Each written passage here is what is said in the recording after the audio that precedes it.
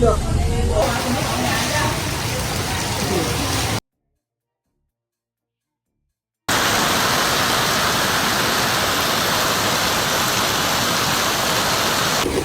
sáng giờ 3 xe rồi.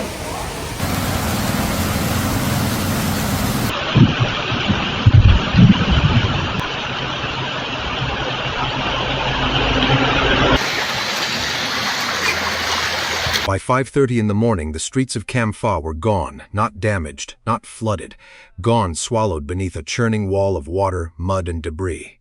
Cars sat submerged nearly to their rooftops. Motorcycles vanished in the surge. Families who had gone to sleep in their own homes woke up standing in floodwater past their knees. In just 13 hours, this coastal city in northern Vietnam had received more rainfall than most American cities see in 3 full months. What happened in Quang Ninh Province between May 17th and 19th of 2026 is the kind of disaster that redefines a region. And in the next 15 minutes, you will understand exactly how it unfolded. Dã mà. Ngõ ra này.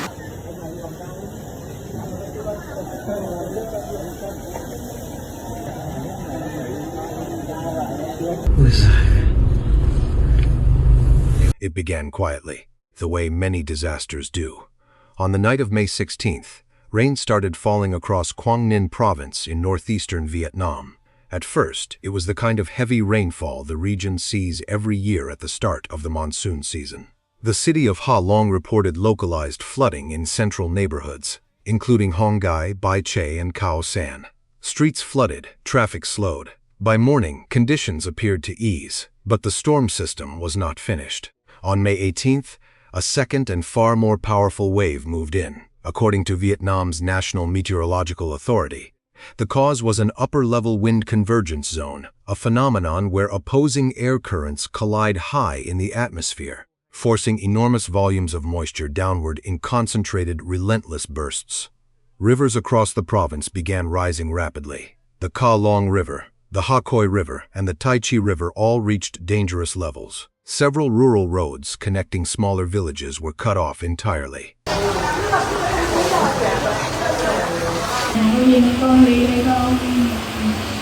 Là trên đầu đường nó cao, nó thoát xuống đây mà trên đây cũng ngập à? Trên đầu đường còn ngập thì đúng là nhà mình đó. Ôi cả nhà, ông trời ơi đừng mưa nữa ông trời ơi. Soil moisture readings across the province had already reached near saturation, over 85% capacity in multiple zones. The ground simply could not absorb any more water. And then came the night of May 18th.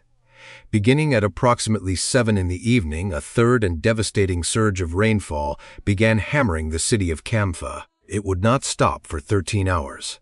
According to automated rain gauge data from the Quang Ninh Meteorological and Hydrological Station, by 8 o'clock the following morning, Cam Pha had recorded 238 millimeters of rainfall, that is nearly 9.5 inches. In a single night, the Duong Hui area nearby recorded over 7 inches in the same window. Multiple other monitoring stations across the province logged between 4 and 5.5 inches each. New York City's average rainfall for the entire month of May is roughly 3.5 inches. Cam Pha received nearly 3 times that amount overnight. By 5:30 on the morning of May 19th, the results were catastrophic. Streets throughout Cam Pha Ward, Quang Han, Mong Duong, and Huan Bo had transformed into fast-moving rivers. In some locations, floodwaters exceeded 3 feet in depth. At low-lying intersections near the Viet Q slope and along Nguyen Dik Can Street, the water was deep enough to stall and submerge vehicles mid-transit. Traffic came to a near-complete stop. At around 8:30 that morning, the rainfall finally began to ease, but the damage had already been done. Như thế kia còn lụt thì đúng ở dưới nhà mình nó là cái gì? Ôi giời ơi, trắng băng lên tận đường trên. Đi được đâu? Ôi giời nó trời gì? Kệ. Ôi giời chết mày, thế là chết. When Pham Van Hung stepped outside his home onto Hugh Street that morning, he could not believe what he saw. From early morning, my family had to wake up and move our belongings to higher ground, he said. If the water doesn't recede quickly, our business will be wiped out. He was one of thousands facing that same reality. Along to Hugh Street, one of Cam Pha's main commercial corridors, cars sat stranded and silent, engines flooded, wheels invisible beneath murky brown water. Some vehicles were nearly fully submerged. Motorcycles had been swept from curbs. Residents waited along sidewalks in chest-deep water just to move from one building to another.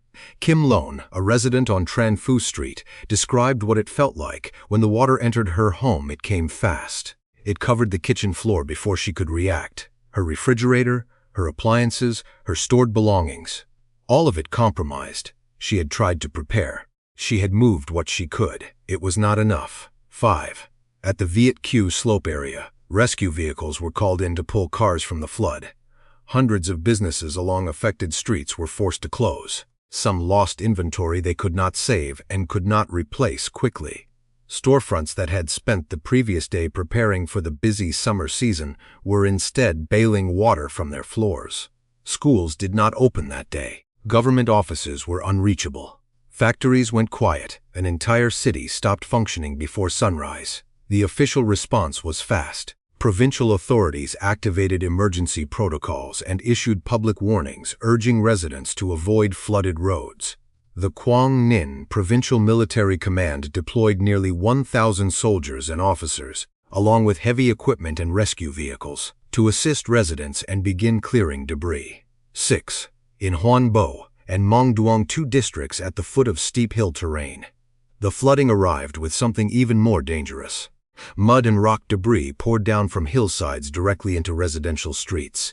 Families in those areas described hearing the water before they ever saw it, a low roar, building fast, carrying earth and stone.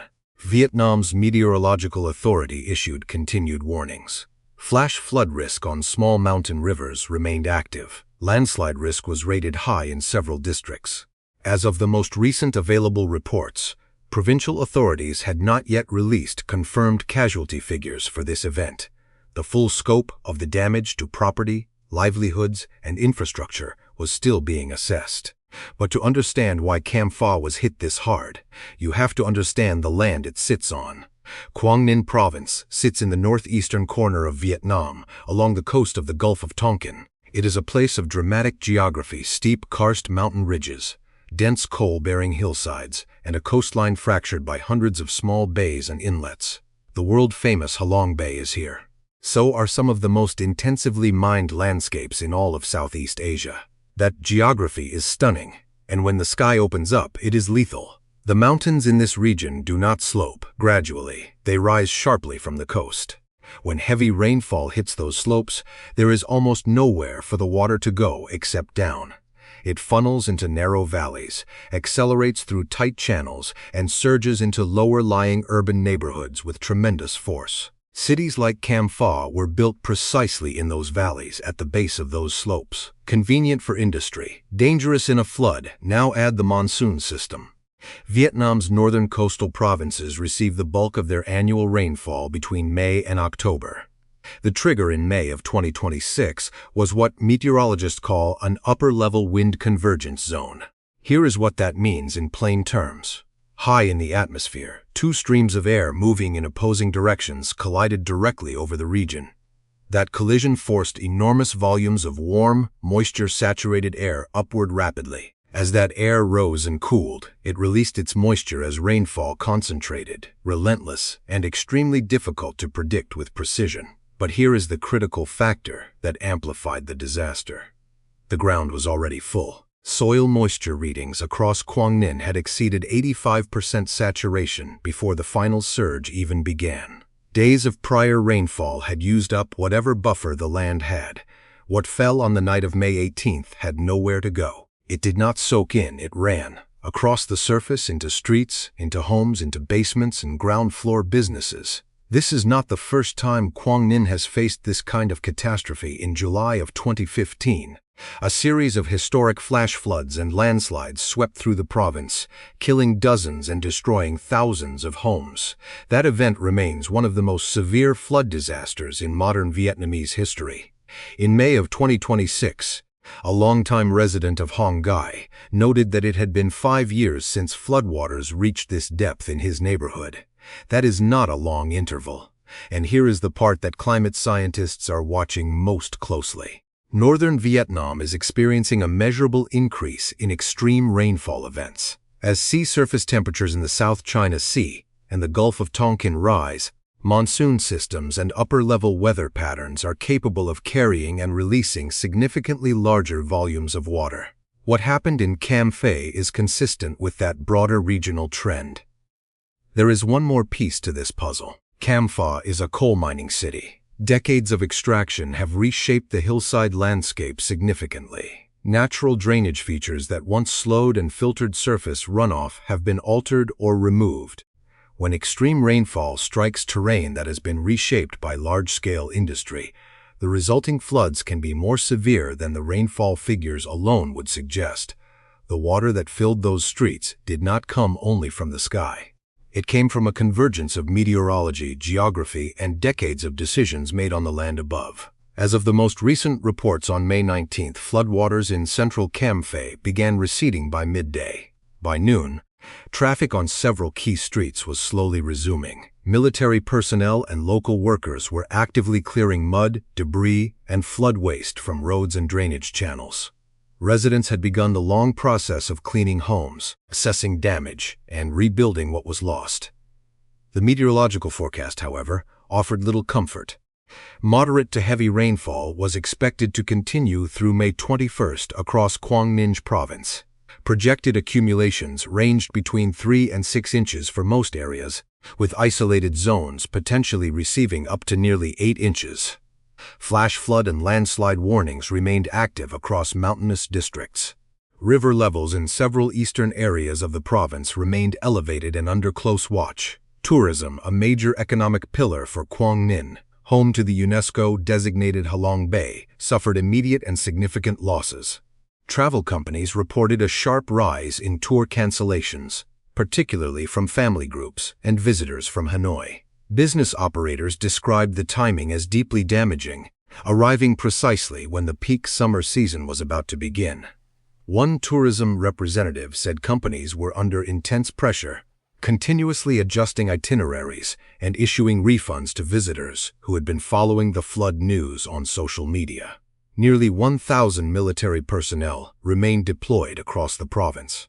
The full formal assessment of infrastructure damage, roads, drainage systems, hillside stability, and residential structures had not yet been completed. There is a moment in every disaster like this one where numbers stop being numbers. 238 millimeters of rain becomes a family waking up in floodwater. 3 feet of surge becomes a refrigerator floating in a kitchen.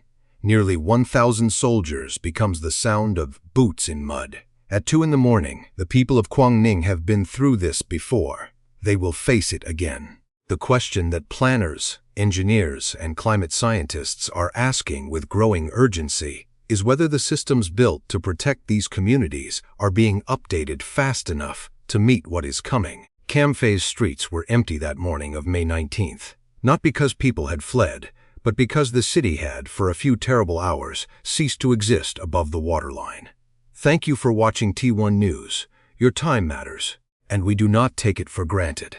If you have ever lived through a flash flood or a severe storm anywhere in the world, we want to hear your story. What was the moment you knew it had become serious?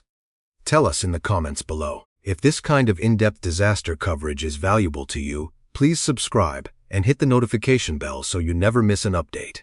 Every subscriber helps us keep this work going. In our next video, we will be tracking the ongoing severe weather across Southeast Asia as the monsoon season intensifies and what forecasters are warning about for the weeks ahead. Stay safe out there, and we'll see you in the next one.